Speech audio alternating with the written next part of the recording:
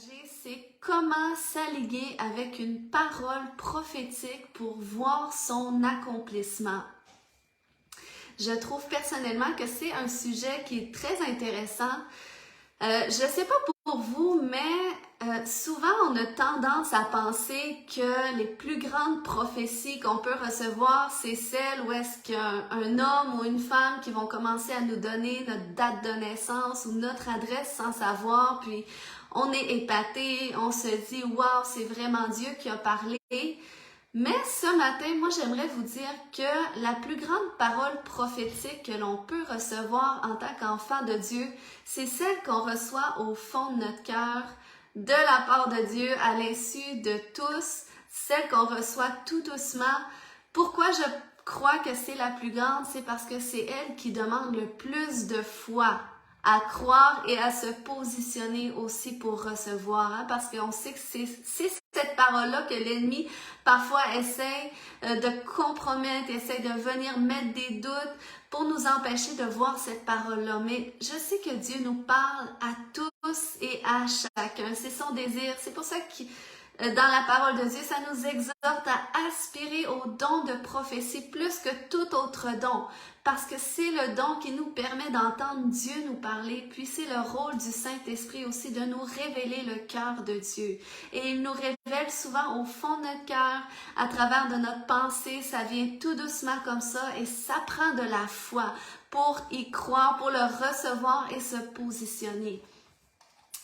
Puis pourquoi je parle de comment s'aligner avec une parole? Parce que des gens qui sont à cet endroit où est-ce que ça fait plusieurs années ou ça fait longtemps qu'ils reçoivent toujours la même parole, que Dieu va faire quelque chose de nouveau, que la prospérité financière va venir, qu'il y a une nouvelle opportunité qui vient, que tes enfants vont être sauvés. Puis des fois, c'est des paroles qu'on reçoit à un moment donné, puis c'est comme... On réalise pas toujours qu'on a une part à jouer dans l'accomplissement de ces paroles-là. Parfois, on reçoit une parole et là, on dit « Ok, ben Seigneur, fais qu'est-ce que tu dois faire, puis moi j'attends, je vais regarder qu'est-ce qui va se produire. » Mais non, en fait, Dieu nous appelle à se positionner de certaines façons pour voir l'accomplissement de ces paroles-là. Puis j'aime beaucoup ce passage dans Jacques 1 au verset 23-24 qui dit « En effet, si quelqu'un se contente d'écouter la parole sans y conformer ses actes, il ressemble à un homme qui, en s'observant dans un miroir, découvre son visage et après s'être ainsi observé, il s'en va et oublie ce qu'il est. » Donc la parole de Dieu est claire. Ça nous dit que autant lorsqu'on écoute, que ce soit un message de la parole de Dieu, que ce soit un enseignement, autant que lorsqu'on reçoit une parole de la part de Dieu. Si on s'en va comme ça et on ne cherche pas à conformer nos actes à la parole qu'on reçoit, qui s'aligne aussi avec les Écritures, eh bien on ressemble à cet homme qui, aussitôt que son visage est plus devant le miroir, il oublie à qu'est-ce qu'il ressemble. Donc on a quelque chose à faire. On doit conformer nos actes avec la parole. Puis, j'ai 8 étapes à vous partager, mais ce matin, je vais seulement en partager 3 et demain, je vais continuer dans le même sujet. Mais premièrement, qu'est-ce qu'on peut faire pour coopérer avec Dieu, pour remplir les paroles qu'il nous donne? Donc, premièrement, c'est qu'on doit éprouver les esprits. Ça, c'est la première étape. La Bible nous dit dans 1 Jean 4:1, attention, mes chers amis, ne vous fiez pas à n'importe quel esprit. Mettez les esprits à l'épreuve pour voir s'ils viennent de Dieu. Il y a une autre version qui dit « éprouvez les esprits » pour savoir si ça vient de Dieu. Donc, on doit discerner la source de la parole. Si on la reçoit au fond de notre cœur, on doit discerner est-ce que ça vient de moi, est-ce que ça vient de mon âme, de mes désirs, ou est-ce que ça vient de Dieu?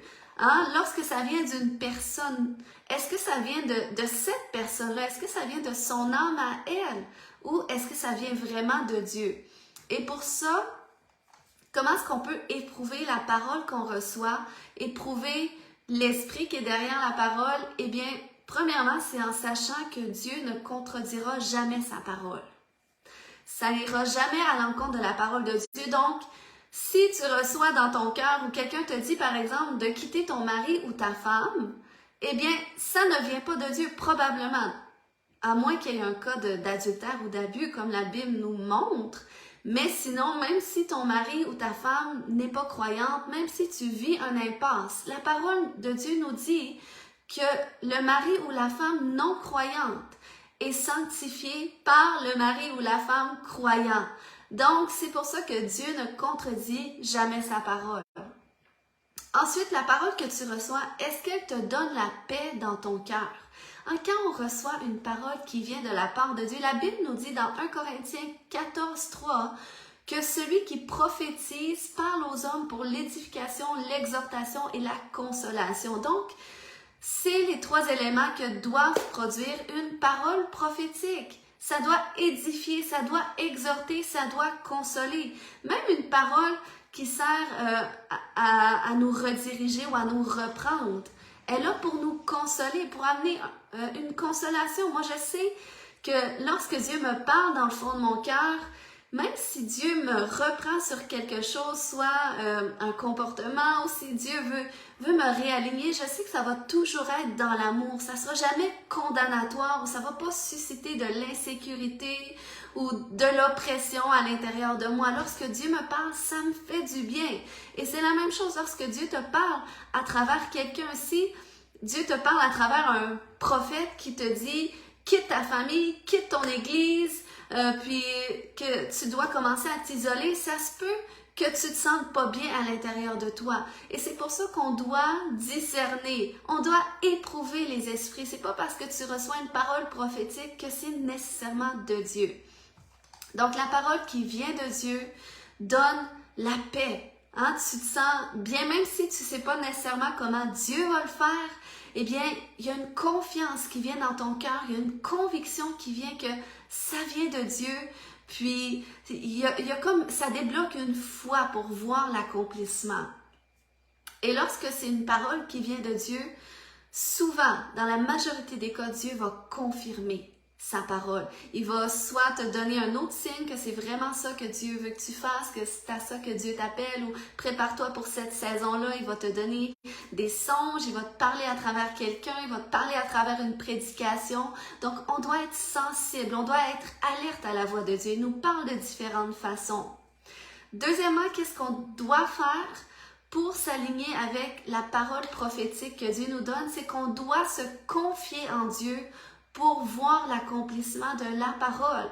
La parole de Dieu nous dit dans Proverbe 3, au verset 5, « Confie-toi en l'Éternel de tout ton cœur et ne t'appuie pas sur ta sagesse. » Ensuite, au verset 7, ça dit, « Ne sois point sage à tes propres yeux, crains l'Éternel et détourne-toi du mal. » Donc, c'est important que lorsqu'on reçoit une parole prophétique, on doit constamment avancer dans la direction de la parole, mais se confier en Dieu pour l'accomplissement, parce que souvent Dieu va accomplir les paroles à notre égard d'une façon qui est illogique au point de vue humain, qui est irrationnelle.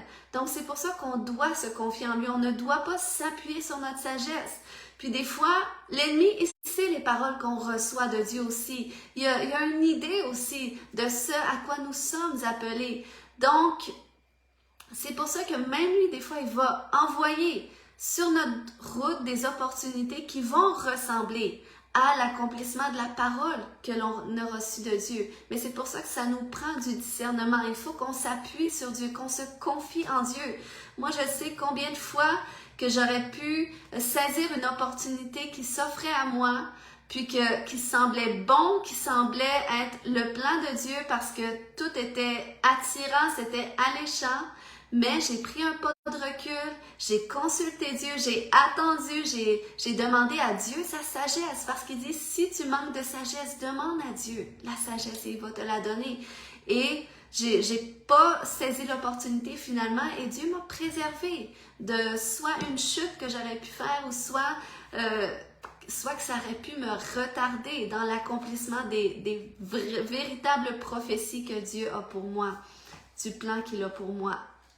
Donc, c'est pour ça qu'on doit se confier en lui, puis on doit le faire dans l'humilité, dans la crainte de Dieu.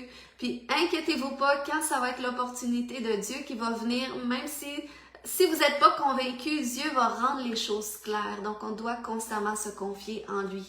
Troisièmement, on doit engager cette parole avec notre foi. Hein? Si tu crois que cette parole vient de Dieu, elle s'aligne avec sa parole, elle te procure la paix, la confiance, le désir de voir cette parole-là aussi s'accomplir, eh bien, tu dois l'engager avec ta foi. Tu dois premièrement croire que Dieu est capable de remplir la parole. Hein? C'est pas à toi d'essayer d'accélérer le processus, d'essayer de faire n'importe quoi. Tu te confies en Dieu, tu gardes tes yeux fixés sur Dieu, tu recherches sa sagesse et tu t'attends à lui. Puis, la Bible nous dit aussi dans Habakkuk 2 au verset 4b que le juste vivra par sa foi. Donc, c'est par la foi qu'on doit vivre, même si on ne sait pas comment ça va s'accomplir. Si Dieu t'a promis que tu te marierais, hein? Peut-être que tu as vécu un divorce ou peut-être que tu n'as pas encore été marié, puis c'est ton désir. C'est vraiment un désir profond à l'intérieur de toi parce que tu crains de finir tes jours seul. Donc, si c'est un désir qui est profondément ancré à l'intérieur de toi, qui s'aligne avec la parole de Dieu, c'est que c'est Dieu qui a mis ce désir-là dans ton cœur. Ça veut dire que c'est la volonté de Dieu, c'est une parole de Dieu pour toi.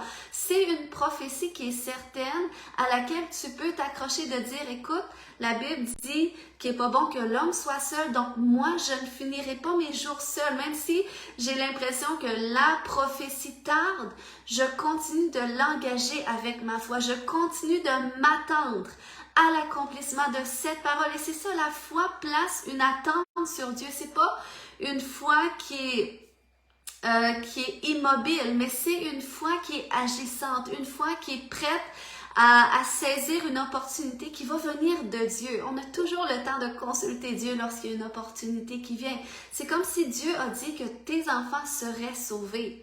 Puis ça, on sait que c'est une promesse. Du moment que tu crois au Seigneur Jésus, ça dit que toi et ta famille, vous serez sauvés. Donc, toute ta famille, ça fait partie de la prophétie. Et si Dieu te l'a dit, ça veut dire que tu dois engager ta foi. Ça veut dire que tu dois déjà initier la réconciliation s'il y a de la division dans ta famille. Tu dois déjà aimer ta famille comme s'ils étaient sauvés, comme si vous partagiez la même foi. Parce que tu sais que du moment que tes enfants, du moment que ta famille te reçoit, elle reçoit Christ. La Bible nous dit. Donc, tu n'as pas besoin de te demander comment est-ce que ça doit se faire, que les gens devraient vivre une expérience comme toi, tu l'as vécu. Ça appartient à Dieu, de la façon que ça va se produire, de la façon que les choses vont évoluer. Mais déjà, on doit engager notre foi, on doit déjà se positionner, on doit aimer comme si les gens étaient déjà rendus là où est-ce qu'ils devaient être rendus. On doit s'attendre à Dieu, on doit déjà permettre à Dieu de changer notre cœur là où il doit le faire pour qu'on vive les promesses qu'il a prévu qu'on vive, qui sont des prophéties aussi pour nous. Donc, ce matin, je veux prier pour vous qui sont connectés parce que je sais que Dieu vous a assurément parlé depuis peut-être qu'il y en a que ça fait longtemps que Dieu vous a dit certaines choses, puis vous êtes encore dans l'attente. Peut-être qu'il y en a qui ont mis certaines paroles de côté parce que c'était long. Mais aujourd'hui, je suis là pour prier afin que Dieu ranime ces paroles qu'il vous a dit dans le passé, qu'il les ramène à votre mémoire, qu'il les ramène dans votre cœur afin qu'aujourd'hui, vous puissiez vous positionner parce que je crois que Dieu veut faire quelque chose de nouveau dans cette saison, dans ce mois de septembre. Je crois qu'il y a une providence miraculeuse que Dieu veut envoyer sur son peuple et pour ça, il y a un positionnement dans la foi qui doit se faire. Donc Seigneur, je te remercie pour tous mes frères et mes sœurs. Je te remercie Seigneur Dieu parce que oui, tu as des paroles pour leur vie Seigneur Dieu. Tu as prévu des projets pour leur vie Seigneur Dieu, des projets pour leur famille et tu aimes les annoncer à l'avance, Seigneur Dieu. Tu révèles les choses à l'avance et on sait qu'avec toi, Seigneur, le temps n'a pas d'importance, Seigneur. Tu peux nous révéler longtemps à l'avance quelque chose que tu vas faire dans très, très longtemps. Ça peut prendre plusieurs années. Mais Seigneur, je te prie aujourd'hui déjà de venir relever ceux qui étaient découragés, ceux qui avaient ceux dont l'espoir était éteindu, je te prie de la ranimer aujourd'hui. Viens ranimer l'espérance dans l'accomplissement des prophéties que tu leur as données. Par rapport aux promesses que tu leur as données, viens ranimer l'espérance dans leur cœur aujourd'hui. Viens ranimer la foi aujourd'hui en l'accomplissement de ces paroles au nom puissant de Jésus-Christ. Oui, Seigneur, tu as dit à Anne-Marie que sa famille sera sauvée. Donc, je te remercie déjà pour les relations qui sont solides au sein de sa famille. Seigneur, je te remercie que déjà tu rétablis la réconciliation dans la famille, Seigneur Dieu. Il y a une fluidité qui vient, Seigneur Dieu. Il y a un amour, Seigneur Dieu, nouveau qui vient, Père. Et toi, Seigneur Dieu, dans cet amour, Seigneur Dieu, ils t'appartiennent déjà, Seigneur Dieu.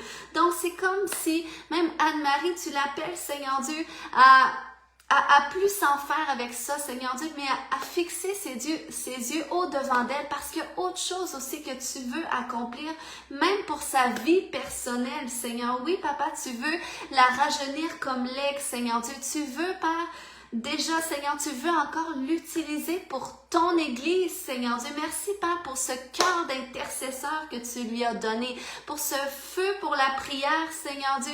Et merci, Père, que c'est une femme de prière, que c'est une femme de foi, que, Seigneur, tu dis pour sa famille, ça c'est déjà réglé. Tu dois fixer tes yeux sur le prochain objectif, sur le prochain halte, sur son autoroute, Seigneur Dieu. Merci, Père, pour sa vie. Merci que tu l'as bénie.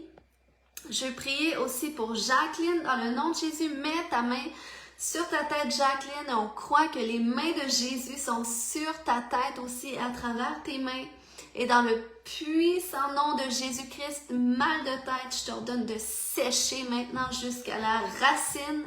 Dans le nom de Jésus, tu disparais. J'ordonne à toute courbature au niveau du cou de disparaître. Dans le nom de Jésus, tout fardeau, tu la quittes maintenant. Tout fardeau qui vient au niveau de ses pensées, tu t'en vas aussi avec ce mal de tête. Dans le nom de Jésus, migraine, tu disparais maintenant. J'appelle la guérison complète, instantanée, soudaine, dans le nom de Jésus. Amen. Alléluia. Merci, Seigneur, pour ta parole. Merci que tu guéris. Alléluia, Seigneur Dieu.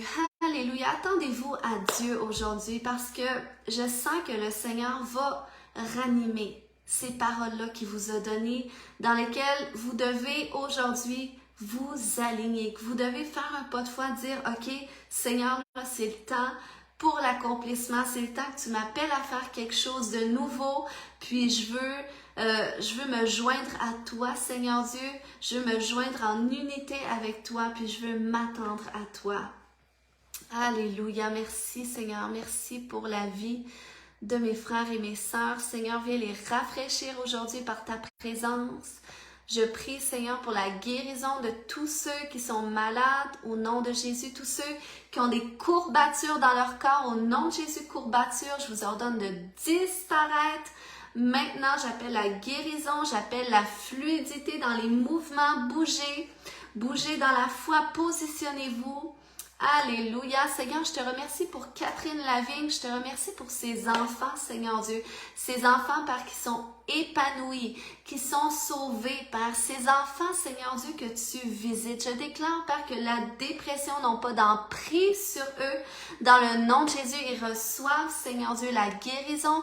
Ils reçoivent la délivrance, Père. Et je déclare, Seigneur, que ta providence surnaturelle se répand sur cette famille durant ce mois dans le nom puissant de Jésus-Christ.